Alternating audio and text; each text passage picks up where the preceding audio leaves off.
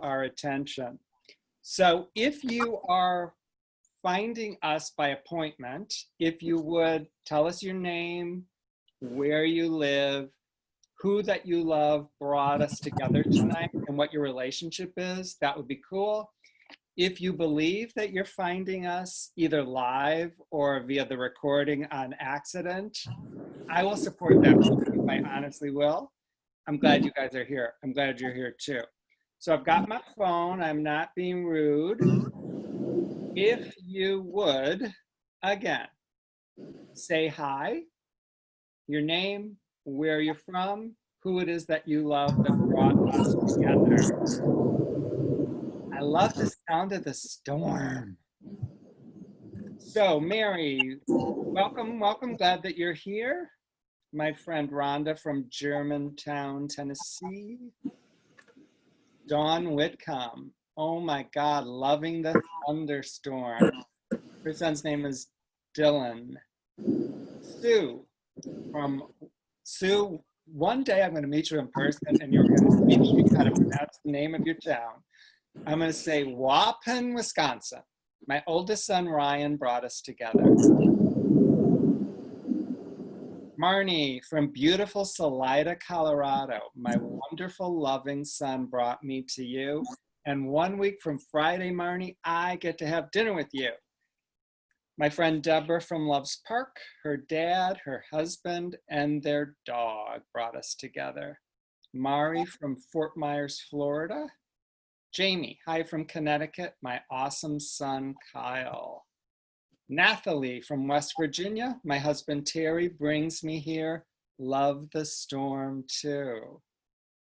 Jessica Lynn, who is my brand new program manager. Yay! Glad you're here, Jessica. Mari, my beloved daughter Stephanie. Debbie from Pennsylvania, my son Jason. Thanks for being live tonight. You are very, very welcome.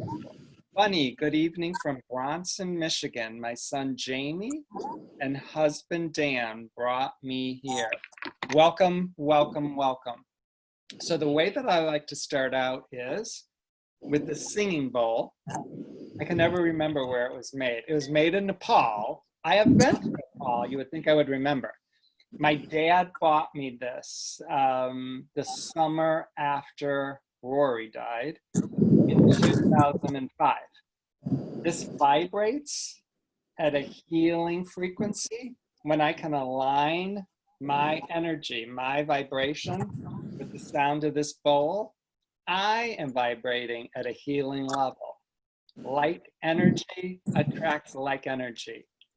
When I consciously vibrate at a healing level, I literally draw more healing towards me. That's my goal.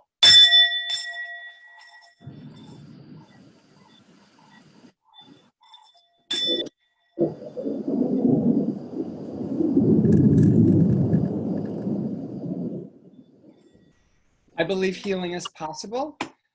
I believe it is not a destination, it's a way of being. I'm perfectly cool with that. Healing occurs in a safe, sacred space. That's the intention for tonight, to create a safe, sacred space where everyone in this space, we get to feel every feeling and every emotion. We get to feel loved and lovable. We get to feel seen, heard, and honored. Nobody's going to try to fix us tonight. No one's going to try to tell us what we should think. No one's going to shame us for thinking or feeling what we think or feel. We're going to feel loved and lovable. That is how we heal. I'm going to share my beliefs. Anna's going to share her beliefs. We're not telling you what to believe. If anything we say resonates, great. If it doesn't, toss it, toss it. I believe we came from light. Literally, I literally believe we came from light. And if you look at a 6-month-old, a 12-month-old, an 18-month-old, they remember that. They still remember that. When we finish all the work we came to the planet to do, we return to that light. We go home. It's kind of glorious, and there is no coincidence that there is lightning sparkling in back of Anna's head. It's not a coincidence. I'm gonna light this candle in honor of all the people that we love that came to this planet for very specific things. Remarkably, they finished everything they came here to do and they left. They left. Are they still available to us? Absolutely, absolutely. They are surrounding us tonight. They brought us together tonight. They are going to pull from me. They are going to pull from Anna exactly what people need to hear to heal. It is an honor to be with all of you, and it's an honor to be with all of them.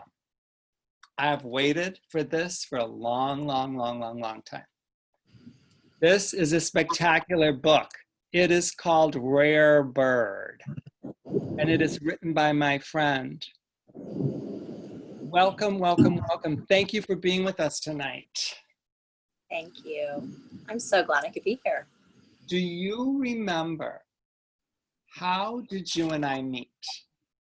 Okay, so your book had just come out, and I have no idea where I read that you were going to be at a local bookstore a couple towns away from me. But I thought, oh, you know, I have a book about grief too. I'd like to meet this guy.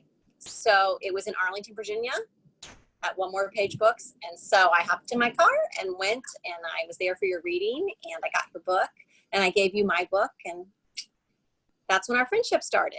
Absolutely, absolutely. In all honesty, it's like you were the first author that I met that came to my book signing and offered me your book. I'll never, ever, ever forget that. Why is the title of this Rare Bird? Well, it's funny because I knew very early on that the book should be called Rare Bird, and so did other people in my life. But my editor didn't like it. He thought it was too, esoteric, maybe too literary, and people wouldn't know what the book was about by just, picking it up. So we actually went back and forth for over maybe like 9 months about the title.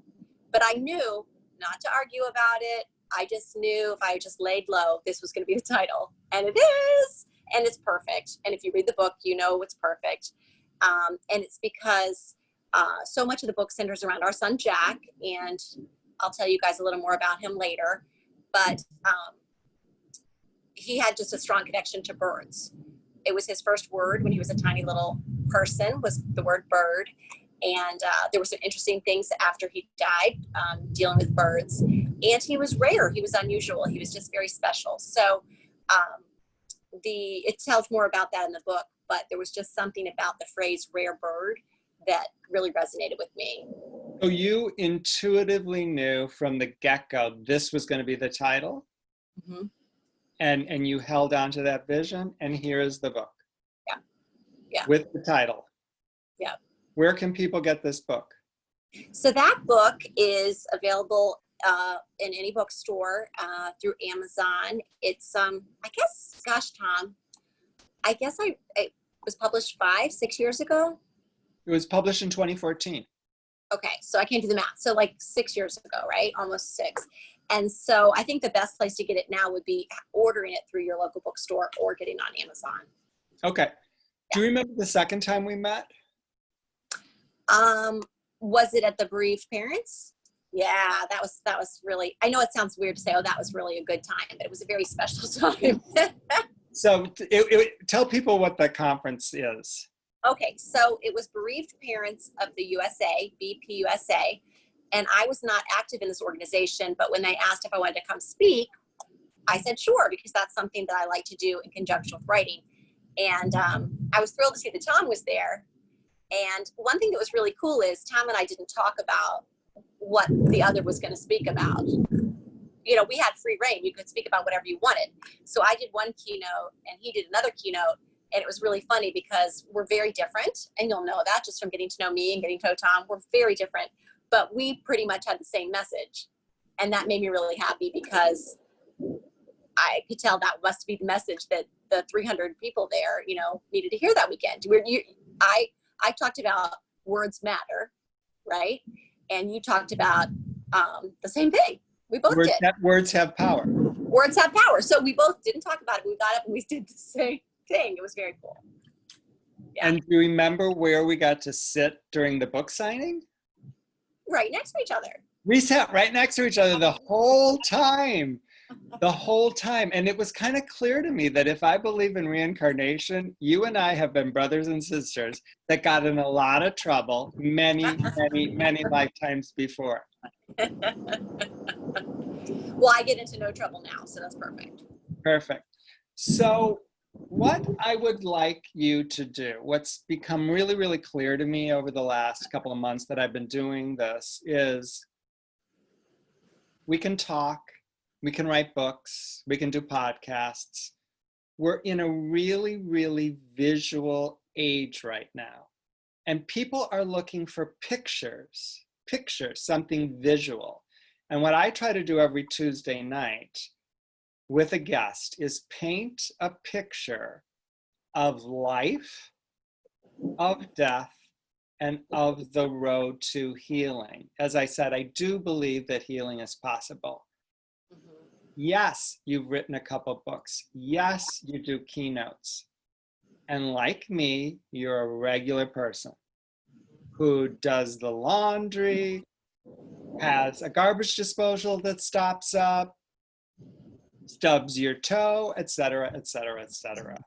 So if you would start anywhere you want, tell us about your life with Jack and Margaret, and start at the beginning, wherever the beginning might be. Okay, so, well, first of all, thank you for having me. And I want to thank everyone who is showing up right now. It's an honor. I've been really looking forward to this. So my background, I'm a Virginia girl. I live right outside of Washington, D.C. That's where I grew up. And went away to college and grad school, but then came back and lived in my hometown.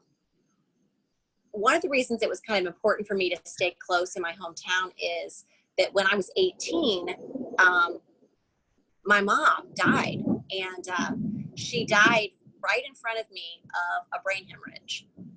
It was after my freshman year of college, and she and I were extremely close, and it was just devastating. And I think one of the reasons I stayed close to home was because my brother and sister did not. Like, they left and settled other places. And after my mom died, I really didn't feel like I would have a place to come home to unless I became that home. So instead, where were you in the birth order? I'm the baby. Oh. I'm the baby. So, but we were 3 kids in 4 years.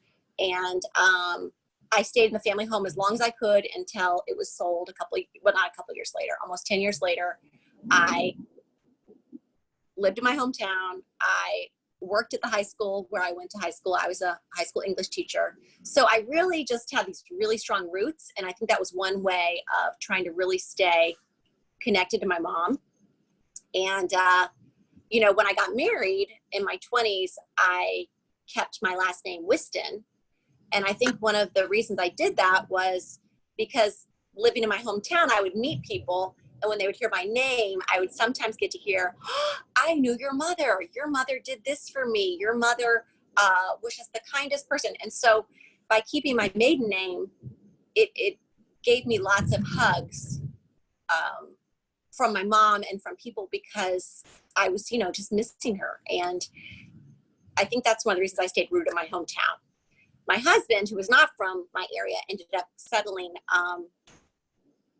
in my town, and we got married and started having kids, and I was a stay-at-home mom. My first child was my son, Jack, and I was working so hard as a high school English teacher, and Jack was my ticket out because I was so tired. It was so much work. And so Jack came, and I just seized the chance to stay home with him And I thought I would go back pretty soon, but I never went back. And then 2 years later, we had our daughter, Margaret, and she was super spunky. And so I had my hands full. And I always wanted 3 kids because I came from 3. My husband came from 3. But I just kind of had this feeling. I was like, don't ask for too much, Anna. Like, this is so amazing. These kids are so great. Don't rock the boat. Don't ask for too much. And so I would hem and haw and go back really for years about whether we should have a 3rd child. And we didn't. We didn't have a 3rd child. And so I just kind of let that decision get made for us. Can I stop yeah. you? Yeah. What might happen if you rock the boat? I was afraid because I was given these 2 amazingly fabulous kids that it was like I was reaching for too much and that somehow something bad would happen. I would either be given more than I could handle. I might be given hardship in my life. I might be given a kid with needs that would just be outstrip my ability to parent. Like, it'd be too much for me. That's what I was afraid of. Okay. I don't think I could voice that, but I think that's what was going through my head. Gotcha. And so years and years went by and we never did have another child. And so eventually I went back to work part-time when my kids were getting a little more independent, when they were in elementary school. And so I started working in a church bookstore because I loved my church and I loved books, and it was a perfect way to get my toe back out in the working world. So I did that for about 5 years, and that was wonderful. So how old were the kids? How old were the kids when you went back? They were like 6 and 8. Yeah. It was funny. Margaret, the little one, on our bulletin board, my first day at work, wrote, "Work is boring, but I hope you like it," or something like that. That was her like encouraging note for me. Very cute. So I went back to work and really enjoyed that because I really like being around people, and, you know, being a stay-at-home mom is a lot of work and it can be isolating and lonely. But about that same time, to also deal with the isolation and loneliness, I started a blog. Okay. Yeah. So this was like in the old school mommy blogs, like 10, 12 years ago, maybe more than that, probably. Okay. I started in 2008.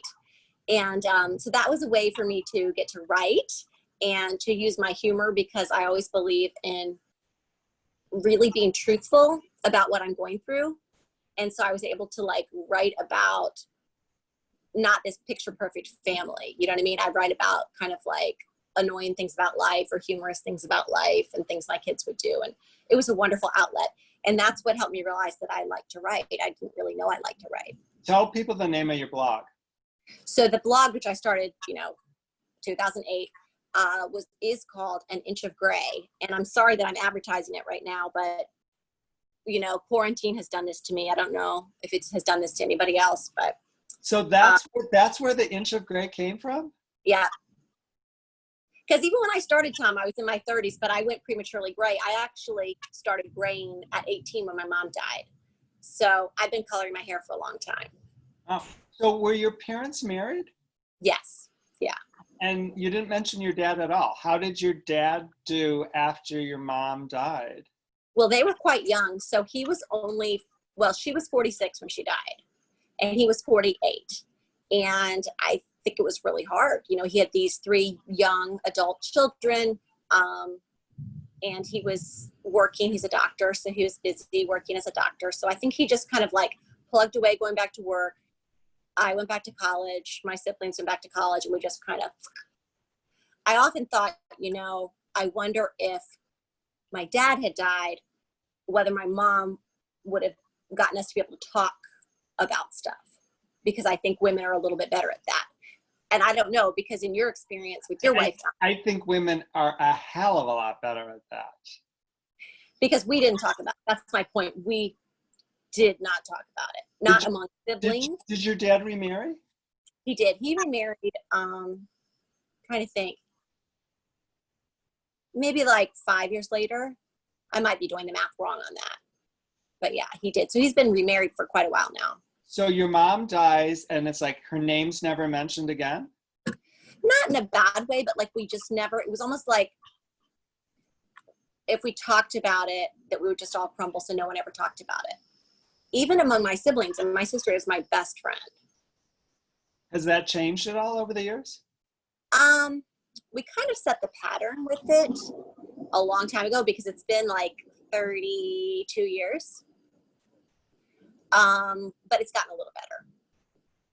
So I have to ask, by doing your blog, is that how you connected with this unknown person who wrote the foreword to your book? Oh yeah, Glennon, yes. No, so she Let people know who wrote the foreword. I'm joking. okay, so the foreword is by Glennon Doyle, and she is a very, very well-known activist and writer. Her current book, Untamed, is on the New York Times bestseller list. High up there. If it's not number one, it's close to being number one. She's a friend of Oprah. A friend of Oprah. Oh, close, yes. So she and I started Excuse me, a friend of Miss Winfrey. I refer to her as Miss Winfrey. Yes. So she and I started blogging at the same time and followed each other's blogs. And that's how we became friends. And she really, really reached out to me and was really good to me when my son died. Okay. And that was a really good example of how online friends are real friends. Yes. Yeah. Have you ever met Tom, her? I know you haven't met all these folks who are following right now, but some of them you would consider to be really heart friends. Absolutely. Absolutely. Have you ever met her in person? Yes. Yeah. Okay.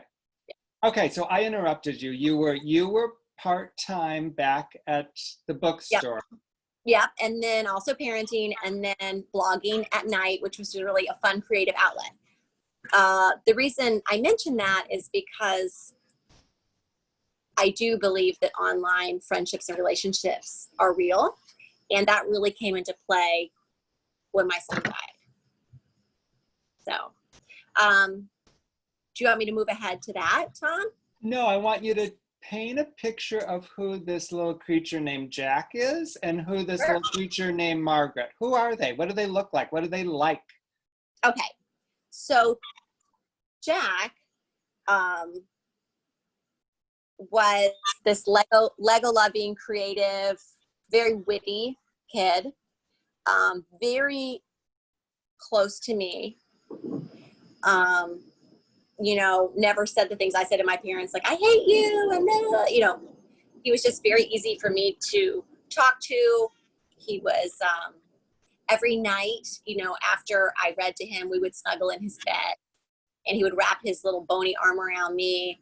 And every time I would try to peel his little fingers off to escape the bed, then he would just clutch me again. And we had this very special time every night. He was very smart. And he went to a very, very straight-laced, conservative Christian school, very small, 9 kids in the class, maybe up to 13 kids. And so he was known in the class as the jokester, prankster, goofy kid. And so that didn't always sort of mesh with what the classroom expectations were. At home, he was the obedient kid. So I don't know if you notice this with your kids, but often you'll have one who is really obedient in the classroom and then at home is a spitfire, right? So in my life, it was Margaret was the obedient one at school, spitfire at home. Jack was the goofball at school, more docile one at home. Which one were you growing up? Oh my gosh. I was just more like the bookworm, super obedient, rule follower. The story of the prodigal son? I was always the older brother and I was really obedient and I really don't like it when people are giving grace when they don't deserve it. Both at school and at home. Yes. Oh my gosh. Yes. That's why I learned the word martyr, because I was a martyr, I'm such a good daughter. Why don't you guys like me better than, the others? Yeah. So that I kind of wasn't really Jack, wasn't really Margaret. And then your mom goes and dies when you're 18. I know. I know. That's not good. Yeah. So basically, I was Margaret. I was perfect at school. I was horrible at home. I could only be good for so many hours. But then at right. school, I'm like, all bets are off. Yes. Yes. I always, when people I always think it's easier to be the parent of the one that's obedient at school, because then you just can like deal with the spirited self, like in the private own home. Right. So that was always easier because you wouldn't get, you never get a call from a teacher. You never get an email, subject line, Margaret, know what I'm saying? You're never going to get that email. Or we have to talk. Yeah. So that's, but those two, oh my goodness, those two were extremely close. Like closer than my siblings and I were, and we were very close. Those two were just so tight. And that was my goal as a mom. I just wanted them to be so tight. And they were. But that did make it a lot. I felt like that made it super hard when Jack died.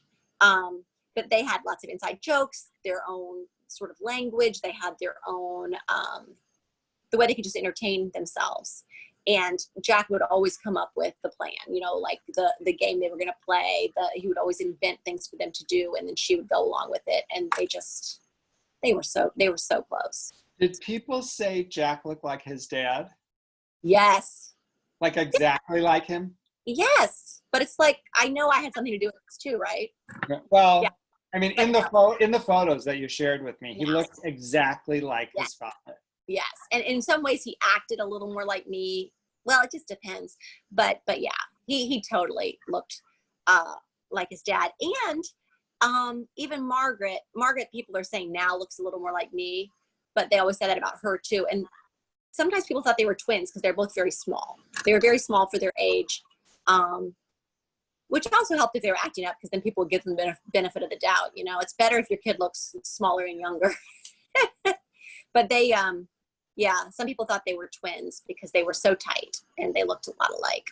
So it's a family of 4. Yep. You are very appreciative. You don't want to push the envelope and have a third one. So it's like, life is good. You are smooth sailing along, grateful, grateful, grateful. Yes. Yes. I mean, not at all perfect. And that's why I like to blog, because I would like to blog about, like when Tim would say, I'm afraid, we're raising assholes. And I'm like, well, guess what? I'm around kids all day. They're all assholes. So deal with it, But I like to not sort of sugarcoat family life. But we were very appreciative, and we had our rhythm going. There was a lot of, Jack was the person that we each felt understood us the best in the house. I feel like different family members have different roles.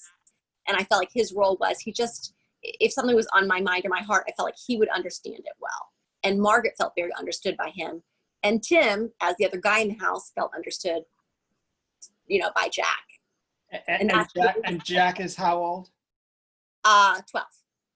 The 12-year-old is the great understander. Yeah. Not that we would dump grown-up things on him, but I just felt like I felt very seen by him, and I think Margaret and Tim felt the same way. Do you believe in old souls? Even when Jack was a tiny little one, people would say that about him. So I don't know, but it's significant in that was something we always said about Jack. Oh, what an old soul. You would say that too? Oh, yeah. Even when he was little. And sometimes we didn't want an old soul, We wanted a kid who could be happy-go-lucky and go to the barbecue and would eat the hot dog like a normal person, instead of there's nitrates in the hot dog. They're not good for you. Or be deep about something, or, you know what I mean? Just no, just eat the hot dog and just play with these kids that you've never met and just run and have fun so we can have a beer and relax, Because he was very sensitive. He also had obsessive compulsive disorder.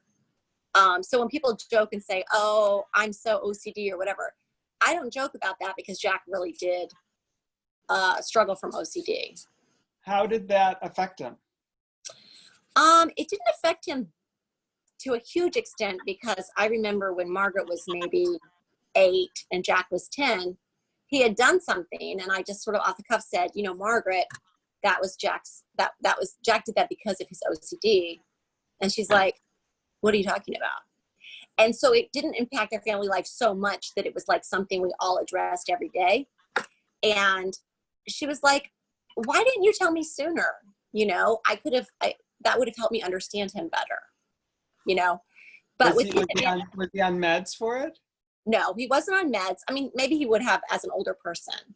But he did, he was very structured and really good at like practicing things. And so we did maybe just a few sessions of cognitive behavior therapy with a wonderful therapist. And then he got some tools, and for that time being, he was fine.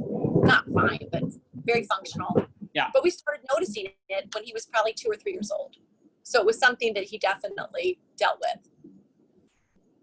So as the storm is approaching behind you, what happened next in your life? The storm. Good segue there.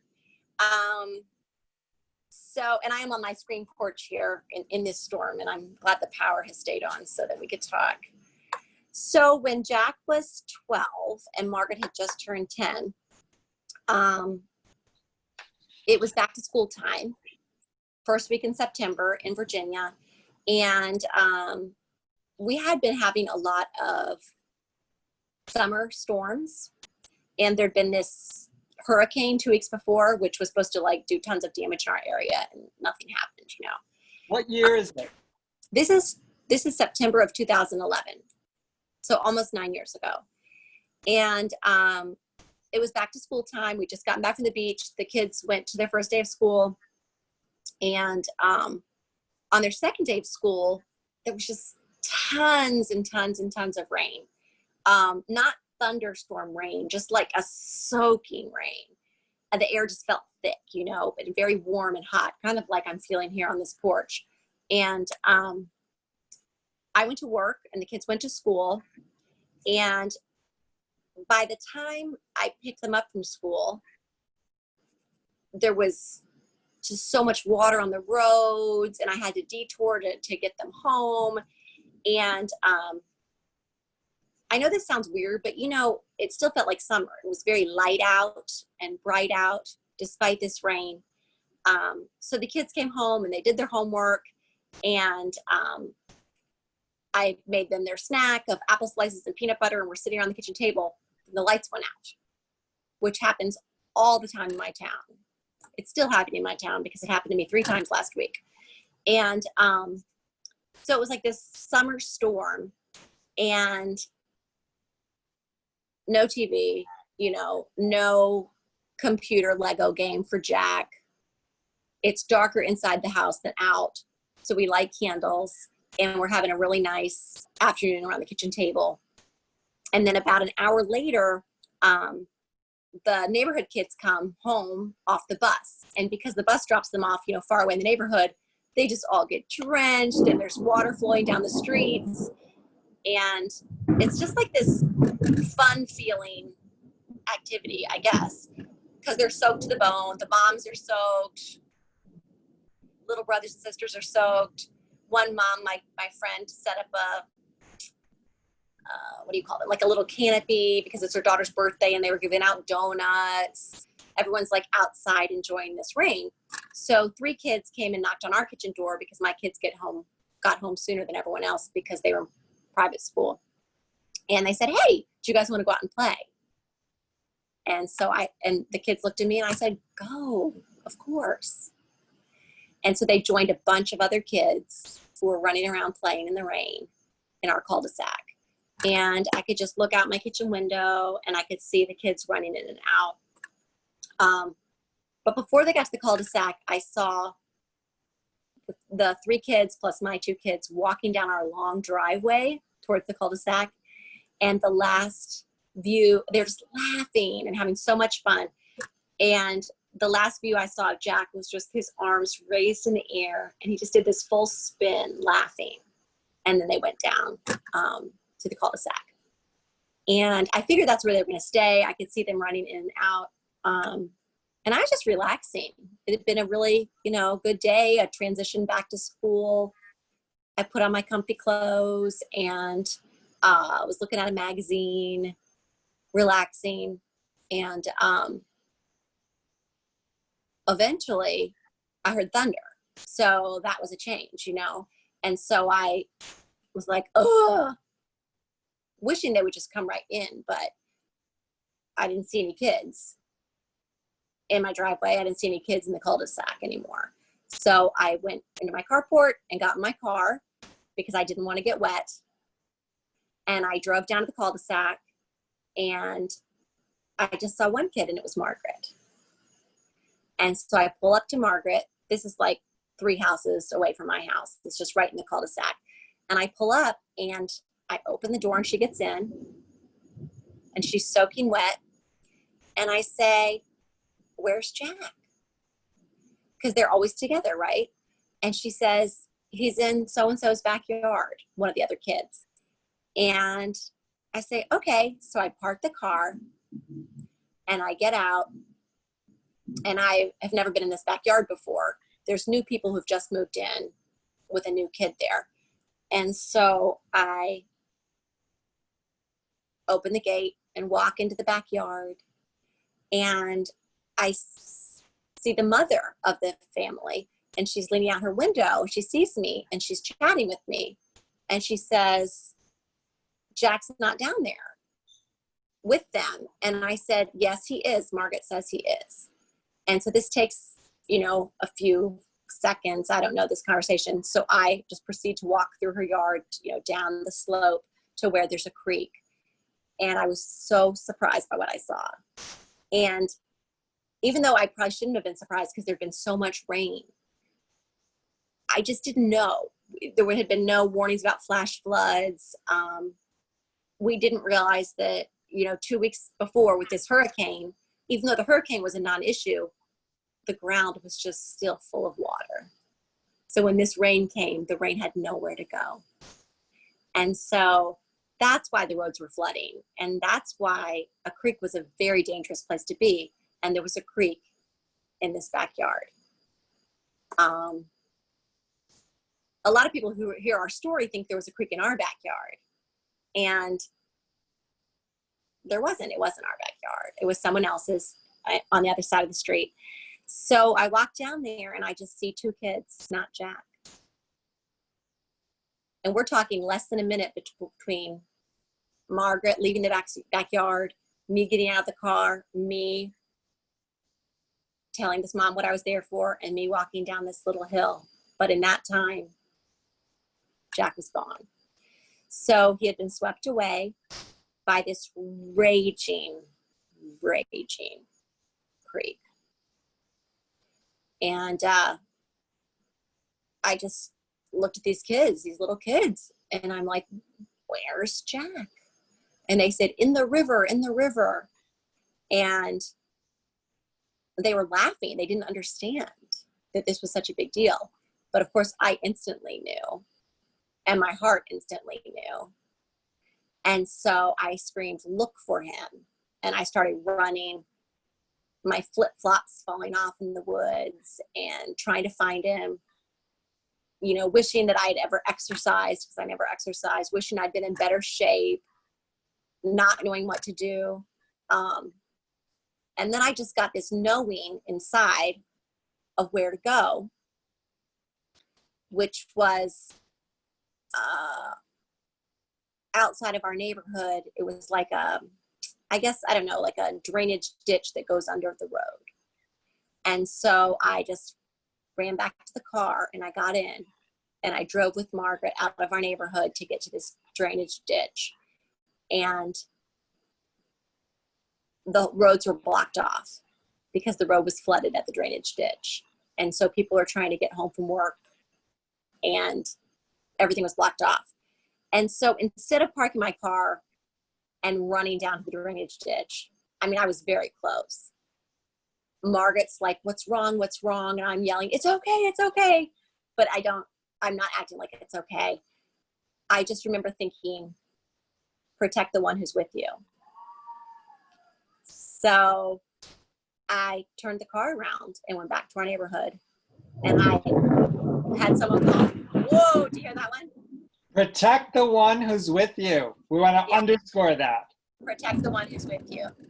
And so I turned around, even though my heart, my knowing knew to go to that drainage ditch, which wasn't the only place that I could have gone. It's just, that's where I knew to go. And so I drove back to my neighborhood. I had someone else call 911. I think I called also. Oh yeah, I called. And then I just told little neighborhood kids who were around, I said, pray. And I got down on my knees and I prayed and I had them pray. And then I dealt with police and things like that. I ended up going back to the house because they told me to wait there in case he came home, you know, and I did. And I remember calling my husband. I had to tell him. He was at work? He was at work. And it was interesting because this was his first day back at work from summer. And so instead of being home at 5 and eating dinner at 5, everything was kind of crazy because it was back to work, back to business. It was my first day back to work too. And so as a result, he was a little later. And so we were having dinner later. And I couldn't, you know, put a pizza in the oven because there's no electricity and all these things came together. And I'm sure the people who are listening have these stories too, how every little thing had to happen a certain way. Right? So I waited at home with a few friends, and there was a policeman outside our door in the rain, and he heard Margaret. As we were waiting, he heard her wail, "I don't want to be an only child." He could hear her from inside the house. And I was being me. I was cutting up cheese and crackers for people who were there sitting with me. And I was just waiting. And Tim got home and he didn't know what to do either. And he said, "Should I go down there?" Like, he just looked so confused. And I said, "Yes, you need to go down there." And so we did. But we just, you know, we just waited. And so this was around 6 o'clock when it happened. And it was still light out. It eventually got dark. And it wasn't until later that night,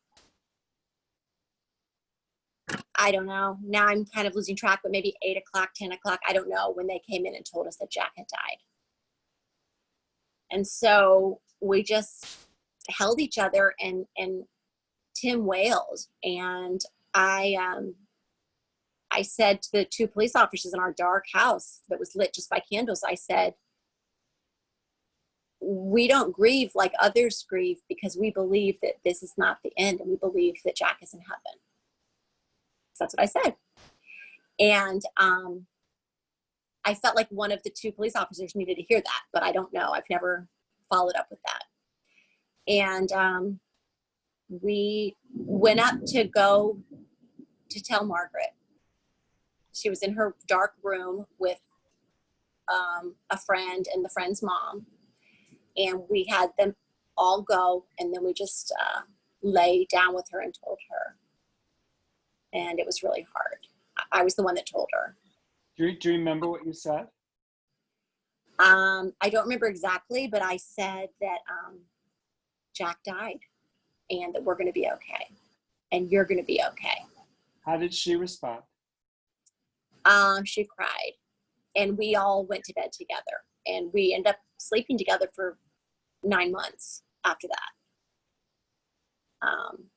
Even though we'd never been a family bed type family, we just kind of surrounded her with that safety and love, and we ended up sleeping together for 9 months.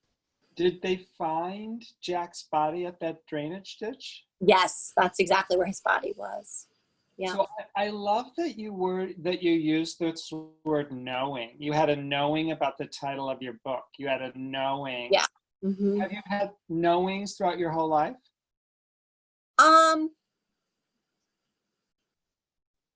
I'm a very practical, pragmatic person. So I think I sometimes have just kind of brushed things off. But yes, I have had a lot of knowings in my life. It really came into play when writing the book. I just knew what the book was about, and I knew what it wasn't about. When did you know you were going to write a book? Well, after Jack died, I mean, it was just, and I know so many people listening can take themselves right back there to those days in their own lives. It was just so painful. so brutal. And we just did not want to live. And it was horrible. And so I immediately was not, of course, thinking about writing a book. But what I was doing was writing on my blog, because I had to tell these people that were my community, my real community, I had to tell them that Jack died. And the news spread through the blog world, which was quite small at the time. It spread like wildfire. And it was interesting because for so many years, I had been blogging calling Jack the name Jake and calling Margaret the name Molly, because I wanted to protect their identity. And I never said where we lived and all this, you know, because I wanted to protect them from the big bad internet. And then the irony was Jack died playing in our cul-de-sac. You know, nothing that I could have done. You know, I was thinking I was taking the right precautions, but Jack still died. So I started blogging a lot, and I blogged in real time. And when I talk about healing, that was a really big part of my healing. But that's what led to the book. It wasn't a desire to write a book, but that writing about it in real time became this book, because that's what this book is, as opposed to something looking 10 years later, looking back. So I'm going to ask you some questions. This is the perfect segue here. When you talked to that police officer, you had a feeling he needed to hear you say something. Mm-hmm. So do you use the word God? Yes, I do. I do. Yes. And do you believe there is a God? Yes. Yeah, I do. And to you, what is it? What is God? So I think God is perfect love. And I think that God has a plan for our lives. And, you know, that he, and I say he had a plan for Jack's life and for my life. And that plan is still ongoing. So I definitely, and you'll read about this in the book, because the book is a real spiritual struggle about dealing with uncomfortable truths, that just because my mom died didn't mean that something else bad wasn't going to happen to me. Just being a good girl all the time and being a good Christian and following all the rules wasn't going to somehow safeguard my kids. So I do write a lot about sort of my spiritual grapplings in here. And it's not, you know, it's not to make anybody believe exactly what I believe. I'm not invested in that. That doesn't, you know, I'm here to support people and to care about people. But it's just to show my, you know, my own wrestling. Yeah. My term for that is question everything. Question everything always. Yeah. And the thing is that you might look at me and say, well, you know, that's sort of the rule following girl who worked in her church and kids went to Christian school and all this and, you know, whatever. Well, I think that, you know, a colossal loss down, and I know you don't like the word loss, but, and then that's how it felt at the beginning. Okay. Was this terrible wrenching loss, you know, that's going to shake you and make you ask questions. And I think that's important. I don't see how that couldn't happen unless you're just numbing yourself. That's exactly how it couldn't happen. If instead of asking the questions, you drink and drink and drink, or you pop your Xanax, or you eat and eat and eat, or you watch Netflix, or you have sex. I mean, that's what I call the old way to do grief. In essence, when your mom died, you guys did grief the old way. We did. And it's interesting. I just plodded along, and my brother and sister and father did other things. We each just in our own separate way did grief the old way. And we had no models of any other way to do it. Right. And I firmly believe that everyone does exactly what they need to do to survive. Yeah. So the people that are drinking, the people that are taking Xanax, that's what they need to do to survive. I get that. There's no judgment on my part whatsoever. No, and when I look at my 18-year-old self, I'm not judging the way I handled it. I'm actually really proud of myself. Here you are. It's July 28th. Here you are. Yeah. Every single step brought you to this point. Yeah. And I think the fact that there were certain things that really helped me with healing and helped me to do grief a different way than I had when I was 18. The first thing was, this pain was so great. And I thought nothing could be more painful than my mom dying, because what a woman. What a woman. Well, and now that you're 18 years old. Well, now that I'm 50, you can see I really know how young 46 is to die. At the time, I thought, oh, well, she was 46. Are you kidding me? That's young. So I just plodded along. When Jack died, having my child die in this sudden, violent way, I needed to do grief a new way. That old way wouldn't work. I still brought my own personality into it, just like my husband brought his personality into grieving Jack, and those things were very different.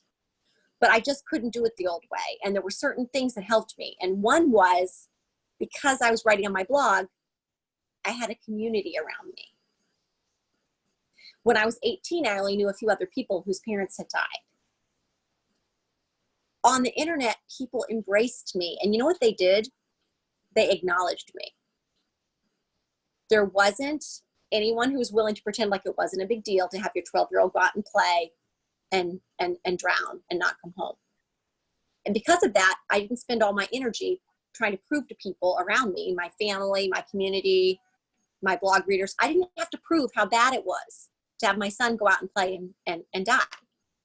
And I feel like other people may not get that acknowledgement because of the way that their person died, things like that. And that's really that really hurts. And it makes a barrier sometimes to healing, because we hold on to this anger that we're not getting the acknowledgement that we need.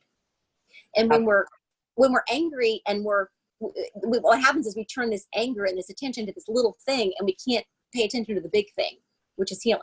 Yeah. So for me, I did not run across people who were willing to say, that's no big deal. And because I didn't run into those people, I got to just realize that I had people acknowledge how bad it was. And it would make me want to get a little better. Yeah. And with my writing, I would put my writing out there, and I'd find out that in the midst of all this pain, somehow my writing was helping someone. And that to me is fuel. Yeah. That to me just what I want, is to help people. So I would show up for them, they would show up for me, and it kept me showing up. It didn't mean I wanted to get better like in a fake way. I wanted to be real, just like I'd been real talking about how kids can be assholes and whatever. But I wanted to be real in my grief. But I just wanted to be open to getting better. Yes. Yes. You were leaning into abundance, to gratitude, to joy, to a new life. Yeah. You had suffered enough. Yes, but it's like, it still took, of course it still took time. Like when people would talk about gratitude and acceptance and stuff like that at the beginning, I found it very distasteful. So even the word healing at the beginning would have been very much a big turnoff to me. Absolutely. How dare you say I'm going to heal? Right. And of course I worried that if I let myself heal, that would distance me from Jack. Absolutely. And I didn't want to get farther from Jack. So it took a while. I mentioned this in the book, like a couple days after Jack died, maybe the day after, I don't remember. Someone came to my doorstep to offer condolences. And I said, but I loved him so much. Like I couldn't believe that someone who was so loved could die. But see, I don't say I loved him so much anymore. I say I love him so much. And so that change has been very healing. So it doesn't sound like he's lost. No. But at the beginning, it felt like he was lost. I write about that in my first book as well. Absolutely. Where are you? Where are you? Where are you? For the life of me, I couldn't figure out where she was. Yeah.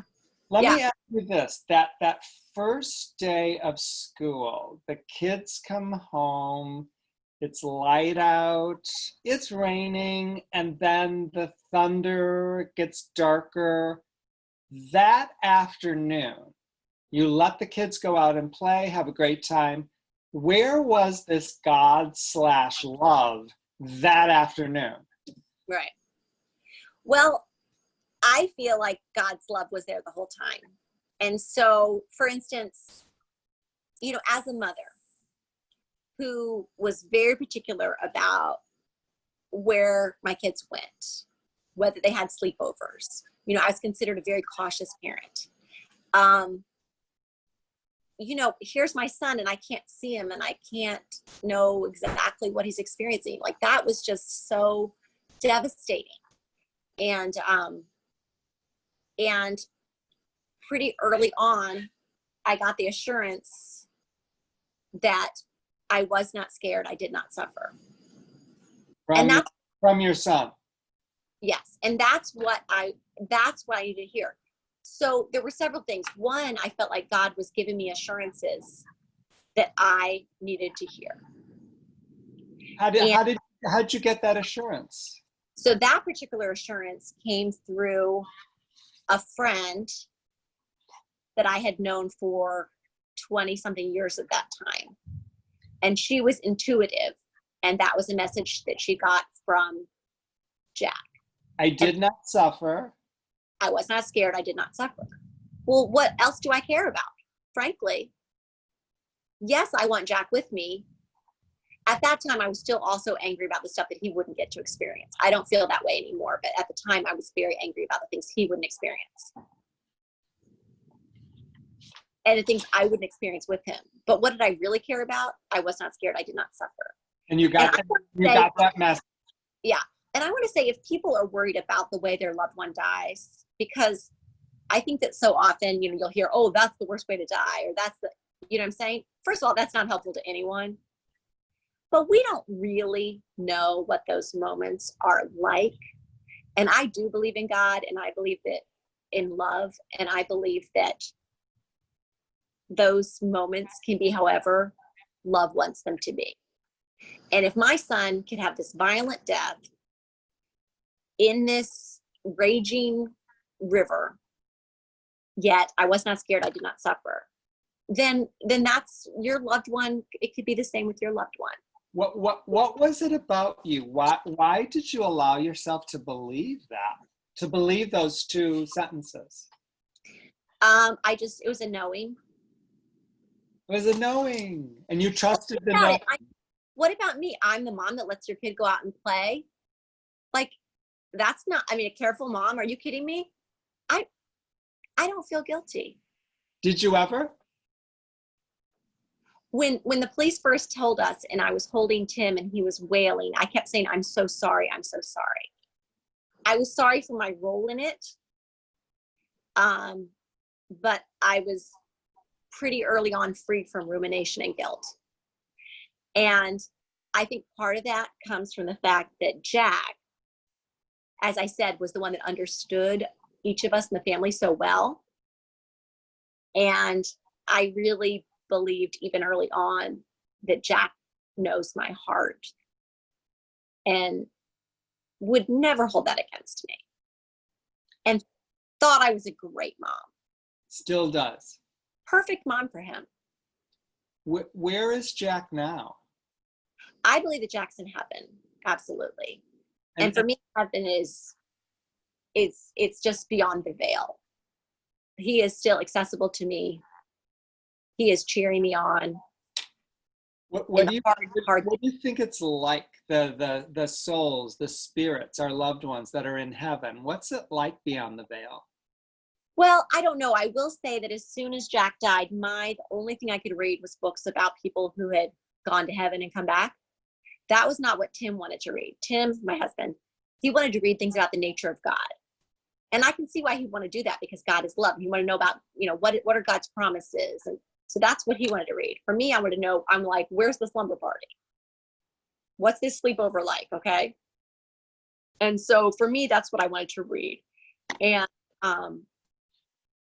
do you remember like which books really stuck out? Which books made an impact? Gosh, it's so long ago because I don't need to read the books anymore. Yeah, I got you. But all the books about heaven were wonderful, wonderful, wonderful, wonderful. Oh, I know. Okay. Oh, okay. I got to read this. Maybe it's not on here. Do you know who Dr. Mary Neal is? Of course. Okay. So I'm just looking, but I can't really read with my reading glasses. Anyway, with my hardback book, there's a quote from her on the back. She graciously read my book and did a blurb. Hers meant so much to me because she had a near drowning in her kayak. And guess what? She was not scared. And she was the mother of 4. So she has a mother's heart. I have a mother's heart. So I know how much mothers want to be with their kids, right? When she was having this near-death experience, she didn't want to come back. That was very powerful to me because I didn't want Jack to want to come back.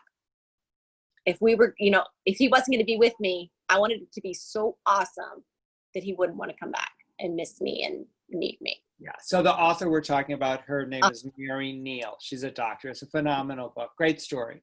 Great story. And she does a great, maybe 10 to 12 minute TED Talk type thing on grief, which is wonderful.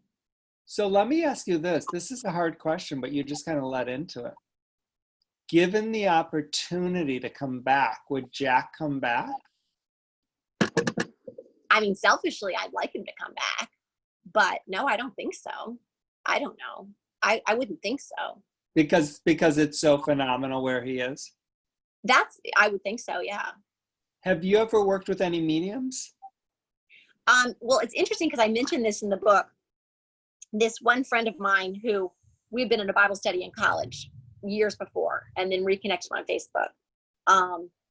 She was very helpful to me after Jack died, and she's not a medium. She's just intuitive, but she was able to, the night that Jack died, before she even knew that it was my son, she had an experience with Jack. And that was my very first taste of anything like that. And what in the book, I really grapple with that. Like, how can I deal with that with my Christian faith? Because Christians do not talk about this stuff. Okay. And so I have to kind of grapple with that in the book. But yeah, so she was my first experience. And then I really didn't have because I feel like that's very personal. And for some people, it's a need that you have, and some it's not. And that's okay. But for me, I would say maybe didn't feel like a need or desire of mine. And then maybe 4 or 5 years after Jack died, I was gifted an experience, like someone gave me an experience with a medium, and I went, and it was awesome. So I'm pretty sure you answered this, but you can communicate with Jack and Jack communicates with you? I mean, I think we can, but I don't really. I just send up an I love you. I don't hear Jack talk to me. Other people seem to. Someone heard him say, I can't suffer, I was not scared. Oh, absolutely. Yeah. So you said something interesting, and I don't want to put words in your mouth. When we first started talking about this, you said you believe that God has a plan for every life. Yeah, I do. So what was the plan for Jack's life that summer day? I don't know, but I know that it was already in motion. Even so, just a few days before, when we were driving home from the beach because of this hurricane, which didn't happen, we'd gotten evacuated, and we're in the car, and little 10-year-old Margaret turns to Jack in the captain seat. They're in captain seats next to each other, and she says, "You're gonna die young." And he goes, "Oh, how old?" And she said, 15. And later she said that it wasn't 15, but she felt bad. She felt bad saying 12. So she said 15, and he goes, "Oh." And then we just, we were just driving. So her knowing was that it was 12? Yeah. And so I think, I just feel like things are already in place and already in play. I don't think that means that what I do tonight isn't important. Oh, I agree. But I absolutely believe that things are in motion and there's a plan for each of us.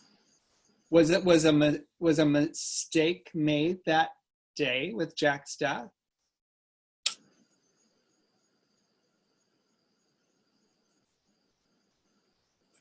I don't know. I mean, I don't know. I kind of feel like it's part of the plan. So Maybe. you're open to the possibility that maybe he didn't die at the wrong time? Oh, absolutely. Absolutely.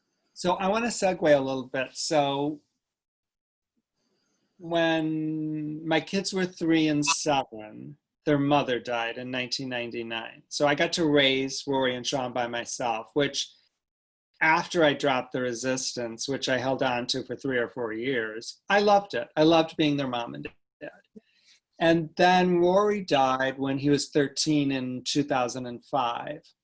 And probably in 2006, 2007, 2008, there was a huge, huge focus on adopting children from, far away countries. Yeah. I wrestled with it. I mean, I financially was okay. I loved being a mom and dad. My son was 9, 10, 11. I wrestled and wrestled and I want to adopt. I want to adopt. I want another baby. I didn't do it. And it's not a huge regret. I do believe life unfolds perfectly, but there is a part of me that's like, oh, it would be so cool to have, another. So share with the people what happened to you, my dear. Okay. So remember how I said that I'd always wanted a third child, but we just never done anything about it. So Jack dies and I write my book, and it's important that this unfolded in the timing that it did. And then 5 years ago, I thought I was going through menopause, and it turns out I was pregnant. So completely out of the blue. And so I had a little child at age 46. And it was just amazing. He's a little boy, and he looks a lot like his brother. And it took a lot of trust on my part because, and I think trust is just a huge theme in this whole, in my whole grieving process is trust. Because it was scary having a baby at 46 for the health of the baby, for my health. Just because I've already parented for so long, like I knew how hard it was. When you're having babies, when you're young and you're just starting out, you don't know how hard it's going to be. But I already knew. And I knew the pain of having, one kid die and go to heaven. So anyway, we have a little guy, and he's 4. And it was interesting because, well, there's so many interesting parts, but I'm happy that we didn't get pregnant. We weren't trying, but I'm happy we didn't get pregnant right after Jack died, because I feel like I'm really glad I had that time to just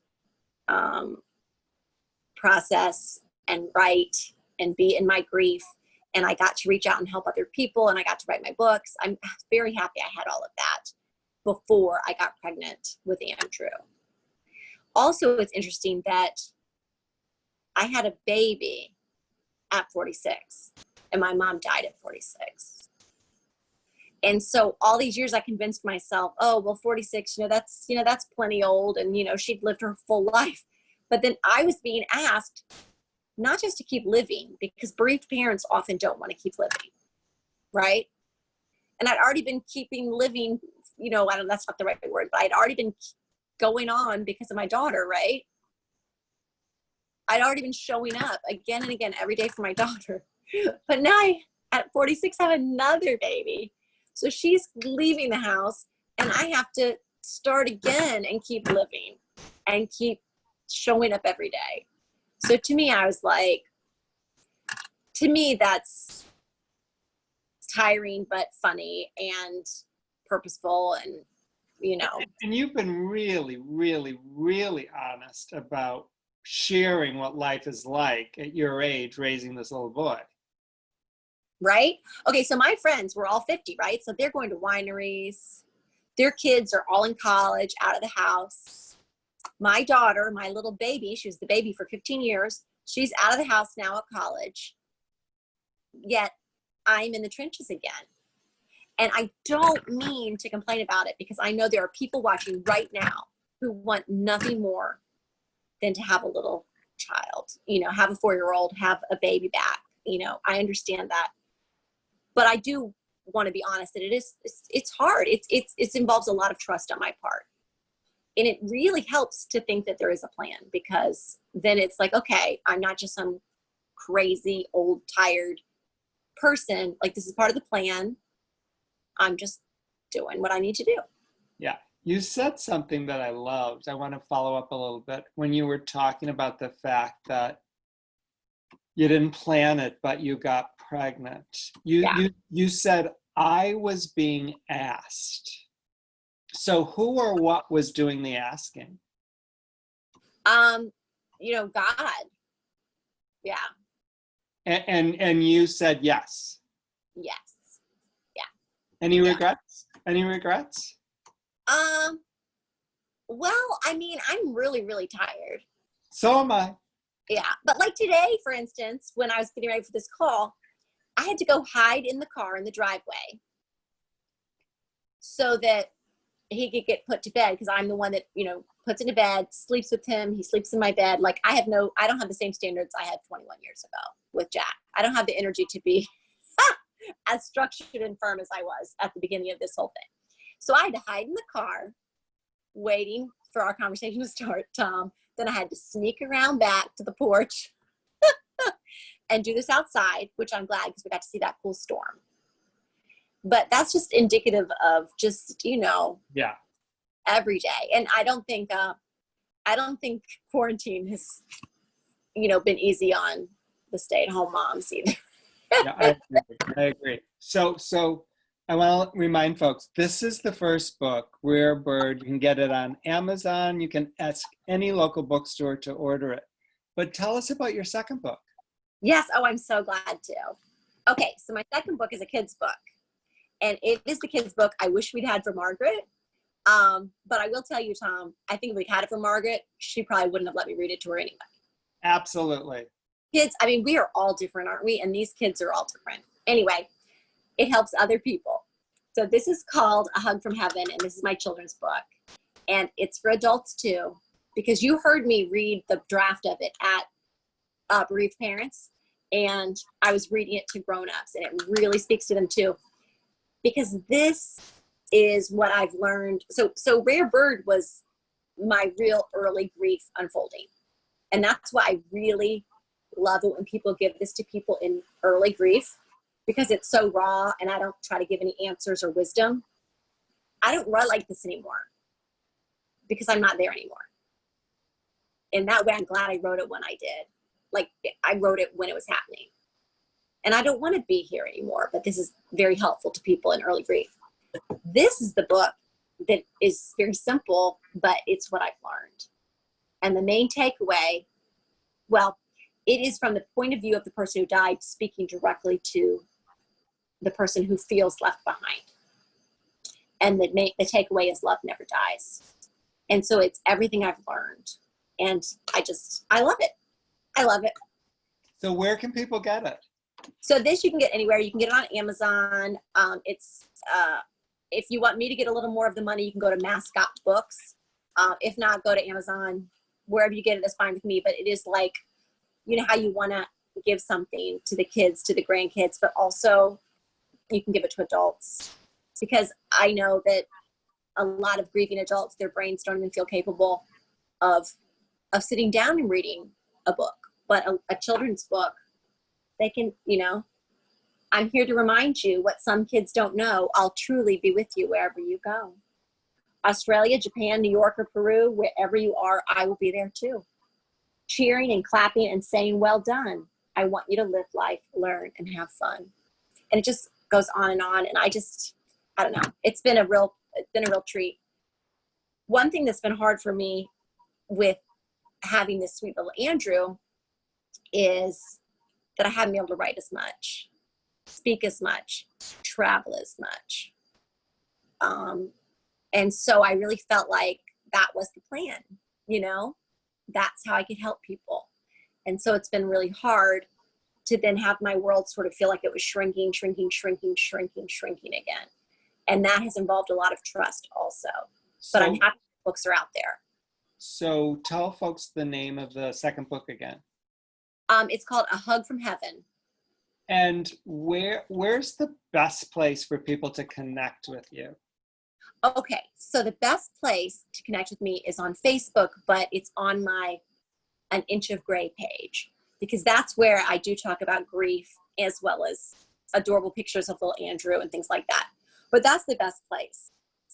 My personal page is not the best place to connect with me because I don't check it as much, and I don't deal with those topics on there at all. So if you do want to connect with me, instead of sending a friend request, connect with me over on An Inch of Gray. Feel free to private message me, whatever. I read all of that and I can connect with you like that. I would love it. That's one of the pages you just like it. You just like it, right? You just like it. And if you want to talk to me individually, feel free to send me a message through that particular page, because that's how I'll be able to see, you know, how get in touch with you. Yeah. Okay. So I heard you say before the virus, you really, really loved helping people. Mm-hmm. And what were what did you like most? What avenue or what venue? If you could, you know, paint a picture of this is the best way for me to help people, what would you be doing? Well, it was interesting because, you know, I was doing several things, and one was just one-on-one meeting with bereaved parents, because you know how it is. There's always someone who comes after you. And, That's you know, an understatement. so, right. And so people would connect me to others, and I would, you know, meet people for coffee and talk to them and just help them not feel so alone. Yep. So there was that. And then what I really felt like was my wheelhouse was writing and speaking. I just really love that, because then you can, with the speaking, you can meet with people and connect with a large group, but then have, you know, smaller interactions with people. So I really felt like that was my calling. And what I don't know is, was that my calling just for a season? It could be. And now, you know, maybe my calling is something different, because I think it's because of the virus, maybe because, you know, I'm home literally 24/7 with Andrew. Maybe it's something different, you know? Do you know this book? Yes. I gotta get my glasses back on. Yes. Do you know Susan? I don't, but I know the book. Yes. Okay. So I don't know. 5 weeks ago, 6 weeks ago, I did 90 minutes just like I'm talking to you with Susan, who I know. I mean, I wrote the foreword to her book. Right. I remember that. So as a result of that, Susan and I are going to do an online weekend retreat from the comfort of people's home. We're going to use Zoom. I love that idea. We're going to use Zoom. We're going to have small breakout groups. The audience doesn't know this, but registration is open right now. It's October 2nd, 3rd, and 4th. We open with this opening Zoom on September 30th. We close on October 14th. That community that you had when you were blogging, that's the intention. We're going to create a safe, sacred space. Yeah. We're going to have fun. It's going to be interactive, and we're going to give people the tools they need to heal. Okay? Yeah. Yeah. So I love talking to you. Yeah. I love talking to you. I love, love, love talking to you. You know this because we've talked about it. I have wanted to work with you since the bereaved parents. Yeah. A couple of times I've interacted with people who said, I love Anna, I love you, we're going to bring you together. We're going to bring you together. This is what I want to do. I want to work with you to create a weekend retreat. You from your home, you around Andrew's schedule. You and I have something really, really special to offer the world. Are you up for creating something with me? Yeah, I think it'd be wonderful. I mean, it's funny because retreats have definitely been on my heart because, and it's an in-person thing, but I was telling you, Tom, that we just bought this little house in the country. And one of the things that's hurting me because of the virus is that I can't, invite people in with me to come heal. But like with the Zoom and things like that, then it provides that avenue. But yes, Yeah. let's talk about it because. Okay. What my number one choice would be to fly you out to Rockford and you and I are live Right. on stage having a frickin' blast with people. That's my number one choice. I know. But in order for us to get there, we don't resist what is. We're in the age of COVID. So Right. you and I together offer maybe it's an evening experience or an all-day Saturday experience and or a weekend experience. We pool our hearts and we offer something. Yeah, because I do think that not only do we have a lot of fun together, but I feel like we're complementary, which is nice. Absolutely. Yes. Okay. So is it okay if we take some questions from the people that are listening? Yeah. And then do you get the question and ask me since I can't see anything? Okay. Yeah. So I've got my phone. Okay. If there is a specific question, something that we touched on that you would like Anna to expand on, type it in.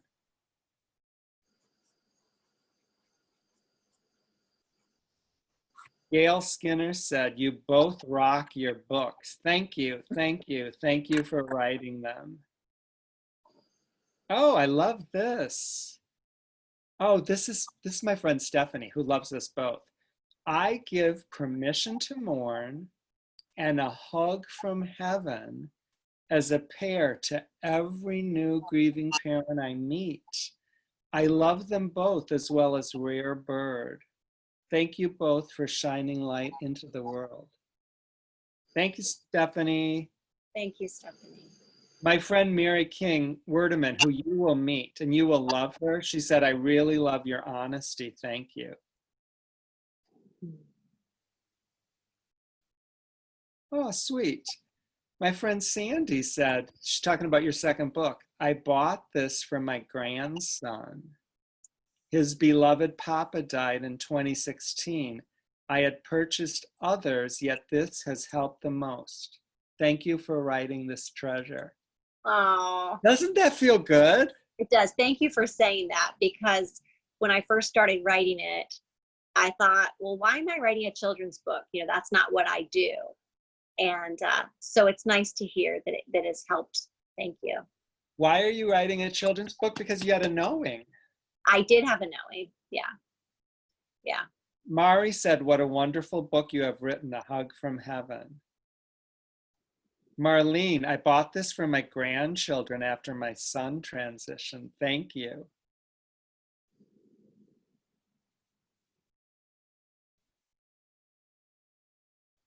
I'm going to get Rare Bird as we are still early in 9 months. Yes, please get it. My friend Jeannie, A Hug from Heaven. Love the title.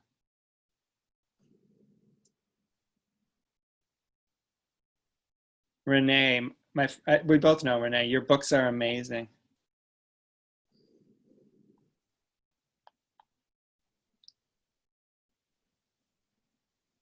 Rosie, love how open you are. This is so helpful. Still early in my walk and learning to live this new life. Thank you so much to both of you. You are very welcome. Very, very welcome. I did not have this when my people died. We did not have the internet. Oh, sweet. My son Ryan left behind a beautiful little girl who will be 10 in 2 weeks. I just bought Anna's second book tonight to share with her. Oh, this is interesting, Melissa. Anna, you talked about when you were raising your sweet son that you were very Christian. In the past tense. Do you still consider yourself to be Christian, or has that changed? That's a great question. Yes, I absolutely do. And I think that, you know, that's what I'm comfortable with. And I think that it has I've had a faith shift in that I had to find people who'd be willing to talk about parts of faith that weren't talked about in my particular church. I wanted people who talk about heaven. I wanted to talk to people who would talk to me about, well, like Bible verses like the Lord is close to the brokenhearted and saves those who are crushed in spirit. Those of us who have experienced being lifted up and held up, I think we've experienced that. And the Bible says that, but I never understood it because I felt crushed in spirit, but I didn't feel, comforted or helped. And so I've had to, my shifts have been trusting, finding people who could talk to me without wanting to put me in a particular box. And so I found that. But if you, if you're a Christian and you feel like it's too risky to talk about how close our loved ones are,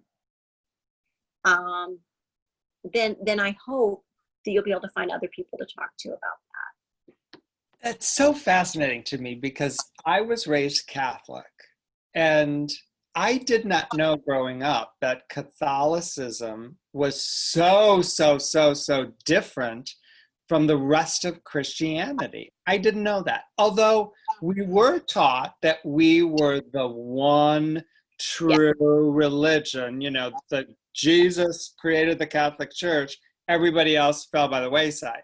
Right. My wife died in 99 on January 1st. And that Easter, my lesbian oldest sister and her partner at the time were the first same-sex couple in Illinois to adopt a little girl. So they adopted Sarah. And Holy Saturday, Sarah's in the hospital, hooked up to absolutely everything. She's just a couple of days old. And they are positive, like Aaron, their little baby is going to die. Yeah.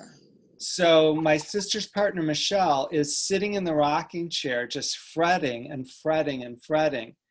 This huge light entered the room, and in walked my wife, Trish. Michelle said she was radiant, gorgeous. Michelle knows exactly what she had on. And Trish said, "Oh, she's beautiful. Everything's going to be okay. Everything's going to be okay." Sarah is 23 or 24. What the Catholic priest said is, "Yep." It's like there was no denying it. Right. Yeah. And so, I was raised Protestant, and, there are parts in the Bible, there'll be a great cloud of witnesses cheering you on. Those are the people in heaven, but we don't talk about that. And so I have found that my Catholic friends are much more apt to be able to talk about that stuff. Well, and when Trish died, another priest said, I thought this was beautiful. He said, "She has joined the communion of saints." Yeah. Mm-hmm. Yeah. This, I honestly do believe that everyone gets to believe whatever they want. And I'm not telling anyone what they should or shouldn't believe. Yeah. This belief breaks my heart. Those people that believe that when we're dead, we're in essence asleep. We're frozen until the second coming. And at the second coming, then Jesus wakes us all up. So between now and then, there's no communicating with the frozen people because they're, oh, that's painful. Yeah. Yeah. I would find a new church if that was my church, but that's just me.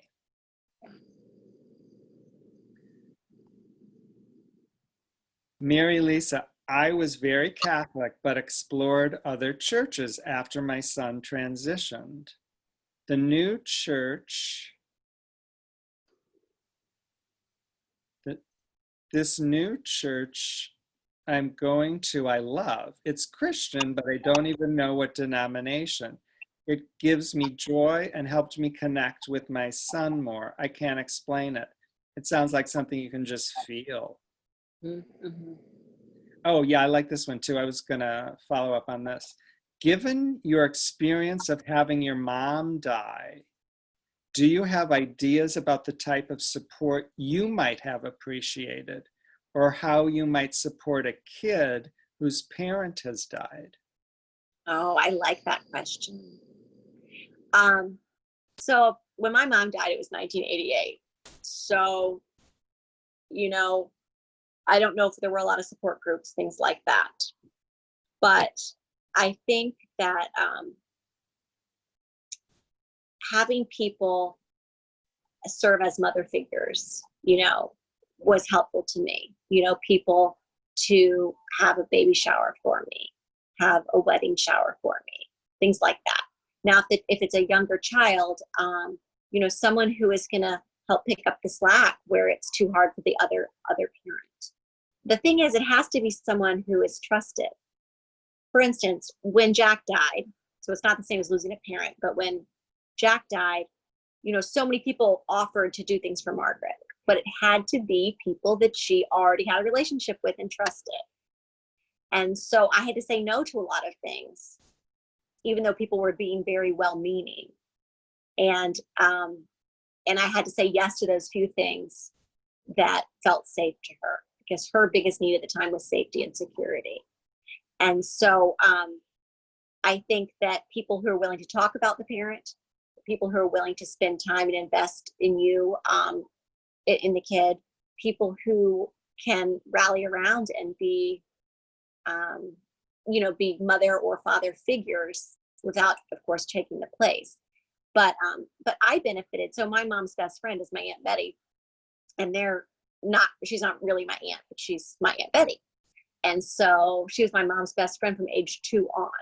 And so she has served as a surrogate mom to me. And that's been very, very meaningful, because even at age 50, I still need mothering sometimes. Yes. So there are people like that who can come around. It can be very meaningful. Yeah, and some of us now can actually become those people to other people. Absolutely. Absolutely. So more than once, you have said that you believe that there's some type of a plan. You're open to the possibility of a plan. Oh, yeah. So my son Rory is doing just fine. He's healthy as can be. Mm-hmm. And my knowing is to enroll in this certification program. The professor is a woman by the name of Natalie Rogers, who is the American psychologist Carl Rogers' daughter. So Natalie immerses me in her father Carl Rogers' work and in something called expressive arts. Mm-hmm. And the essence of Carl's work is when we can create a safe, sacred space for another human being, that human being intuitively grows towards the light. Our mechanism is designed to heal, but we have to be surrounded by your blogging community. We have to be surrounded by Margaret's people that she trusts. Yes. That's Yes. how we heal. Safe, sacred space. I trusted that after Rory died, I trusted that if I could create that space for Sean, Yeah. he had it in him to heal. Yes. So this is what I observed. At 9, at 10, and 11, that kid who came to the planet knowing he had a sister that died, He was 3 when his mom died. He was 9 when his brother died. He's looking at me, talking about boring. He intuitively, his knowing was, he sought out families. It was a mom and a dad and maybe 3 kids. And he inserted himself in those families so he could experience what Yeah. that would have been like. Yeah. And he trusted, there were 3 women, he trusted them so much, he called them mom. Yeah. He still calls them mom. I was not threatened by them. I'm eternally, eternally grateful to them. Yeah.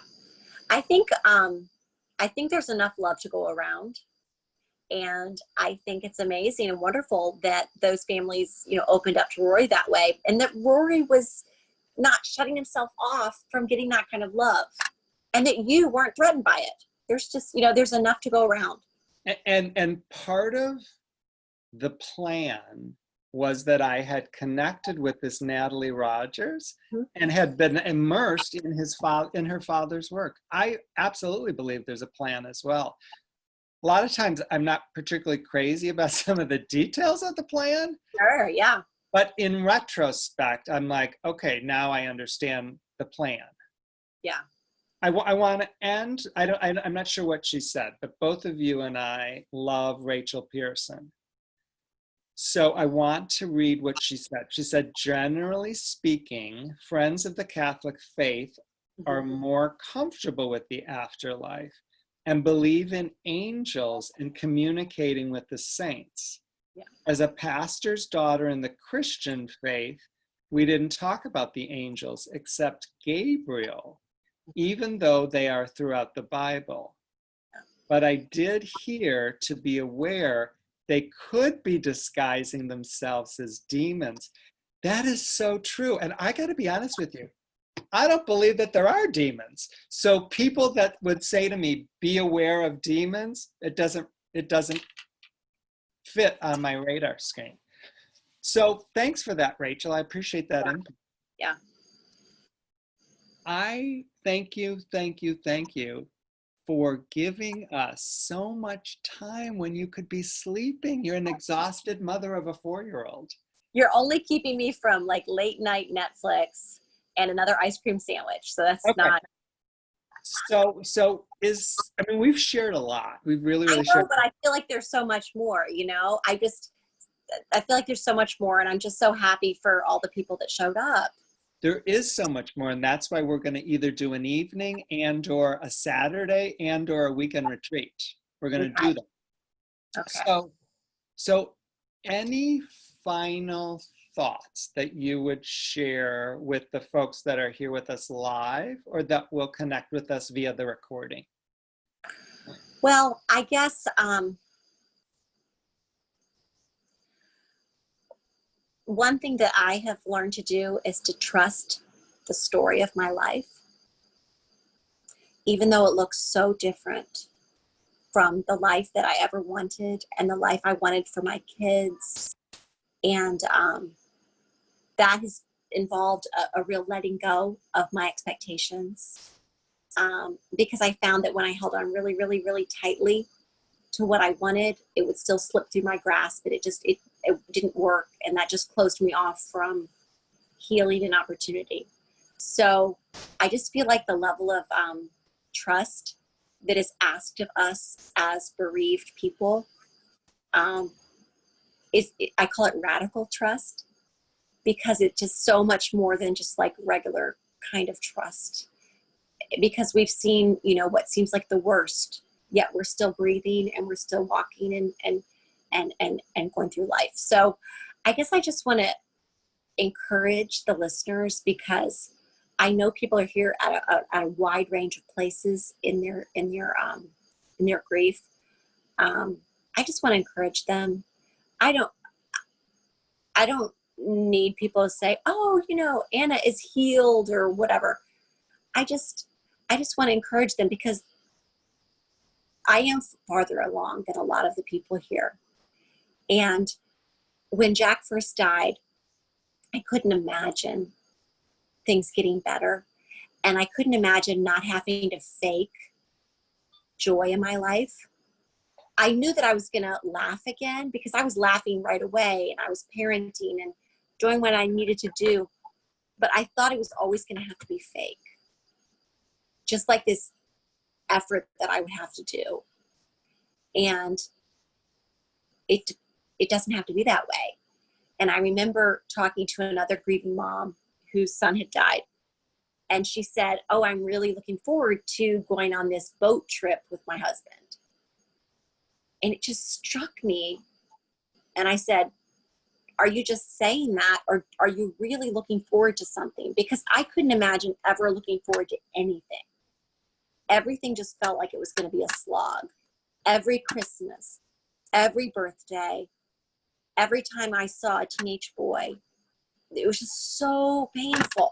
And so I don't want the listeners to think that this wasn't painful for me, that I'm some sort of like, I don't have feelings. I do. It just took someone a little bit ahead of me to say, I'm not faking. I really am looking forward to something. Something really is giving me joy. And that helped. So if Tom, who has been through so much, can be an encourager, which I think he is, if I can be an encourager in any way, I just want to be that person. And if I can encourage you not to tell yourself things that limit you, like, I'm never going to get better, or I'm always going to feel like the way I feel today. Like, I would encourage you to not say those things to yourself and just instead be a little bit open to the fact that maybe I can have the possibility of hope and healing at some point in the future, and just open it up just a little bit. Then I think that could be very helpful to you. And it doesn't involve faking. It doesn't involve denying that this is really hard. So you used the word radical trust, which I love. Who or what are we supposed to place our radical trust in? So I put my radical trust in my story and in God, like this life that I'm living. For you, it might be trust in something else. Maybe I trust in love. Exactly, because I when I'm talking about God, that's what I believe God is. Love. As do I. Yeah. And I just really trust. And I wanted to, why was my house not full of teenagers laughing and joking and all this? Why was my house quiet and sad? And I just trusted, I don't know why I'm being asked to raise a child when I'm 50 and he's 4. And, what if I get sick? My mom died at 46. What if I die at 51? You know what? I'm just going to put radical trust into this. And I would think that being open to the possibility that there is a plan, does that help the trust? Yes. Well, yes. Yeah, it does. So take some heat off of me. Absolutely. Yes. Something else is. Parents, and I know you mommed and dad, but moms so often hold so tightly to worry and fear because no one else is worrying and fearing enough. So we do it for our kids and we do it for the whole family. We do it for the community if necessary. Like, we're just like, yeah, we're going to be the ones. We read all the articles, we do the research, all of that. And having a child die can show, oh shit, I can do all of that and something bad can still happen. Yeah. But there's also freedom in that because it takes some of the heat off of you, because it's okay to be careful and be responsible, but you can't be in control of all of it. I don't know if this is because I'm a man. I don't know. But after Rory died, one of the gifts of his death, and it's one of the most controversial things that I teach, I honestly knew, my knowing was that Rory died at the perfect time in the perfect way. And that brought me such peace. Mm-hmm. My knowing was that Sean, my 9-year-old, was going to die at the perfect time in the perfect way. And there was not a god dang thing I could do to prevent that. Yeah. That created freedom for me. Yes. Yes. So knowing that I was raising initially 2 little boys without their mom and then 1 little boy without their mom, I knew that they had to be confident and independent. I wanted them to be confident and independent. Sean is confident and independent. So my experience with him was very different from a lot of other parents who experience a death. Yeah. I didn't need to save him from anything or anyone. Yeah. So Yeah. I hope that you will come back and just look at a little bit of the videotape. You have had the most gorgeous light show behind you for the entire night. I got to ask you this. We talked about the storm the night that Jack left his physical body. Is it a coincidence that tonight there's this gorgeous lightning storm behind you? Is that just a coincidence? I don't think it's coincidence. And I also think that I hope it can be an encouragement, because storms don't scare me. They don't haunt me. I have people, friends on Facebook, every time we have a big storm in our town, they feel burdened for me and they will write me a message or pray for me. And I love that because they love me, but I still love storms. And I loved them before Jack died, and I still do. So not only do I think it's not a coincidence, I think it can be an encouragement, because that doesn't hurt me. Yeah, it's another concrete example of how you have chosen freedom. Yes. Oh, and remember how we were talking about the title of my book? Remember, I wrote this book so early on, right? And I knew it should be Rare Bird. Well, my editor kept coming up with other suggestions. And this was so early in my grief. And a lot of the suggestions were very painful to me. They were like, swept away, when the rain comes. It was all very, they were terrible titles, but also a lot of them had to do with water and drowning. And I hated them, and they were very painful. And I guess, and it felt like every time I turned on my Christian radio station, which is all I listened to, every song was about the storm, the storm, the storm. It was just very off-putting, right? Well, now years later, I can listen to that same station and those songs come on and I'm singing along, and then I realize what I'm singing and I realize it doesn't hurt anymore. Yeah. Yeah. So I hope that can be encouraging. Yeah. The shift occurred. There was just lightning to underscore what you just said. Yeah. I mean, the shift occurred in you. You changed, and the world that you live in changes. Yeah. Now, would I have told you that at age 41 with a 10-year-old and a 12-year-old in our chocolate lab, and my husband had a good job, and would I have liked to have kept it exactly the same? Sure. Right? Sure. Me too. The only things that cause me a lot of hurt right now are when I see young adult brothers and sisters together. And that's still something that's very tender for me. But other than that, I'm just, and it's because mothers just really feel for their kids. And so when I see brothers and sisters together, it makes me feel for my daughter. And it hurts. Yeah, I have 2 brothers that both have 3 children. Yeah. One of my brothers has 3 children exactly the same age as mine. Yeah. And my other brother, who's a little bit younger, has 3 children that are a bit younger. I had 2 boys and a girl. He has 1 boy and 2 girls. His oldest son is getting married on New Year's Eve this year. My wife died on New Year's Day. That's going to be interesting. It is going to be interesting. Yeah. And I'm happy for him, and it's going to be beautiful. And I'm excited that there's going to be a new stamp on New Year's Eve.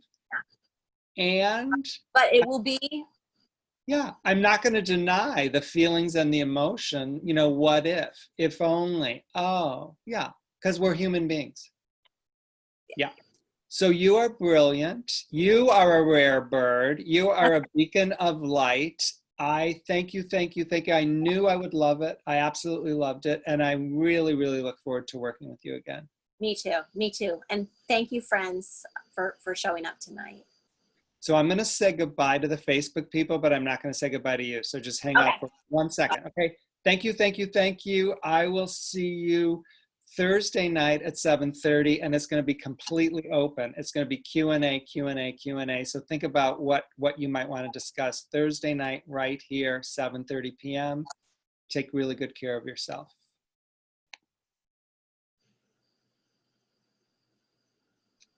We are done. Thank you. Thank you for having me. I love. How do you feel?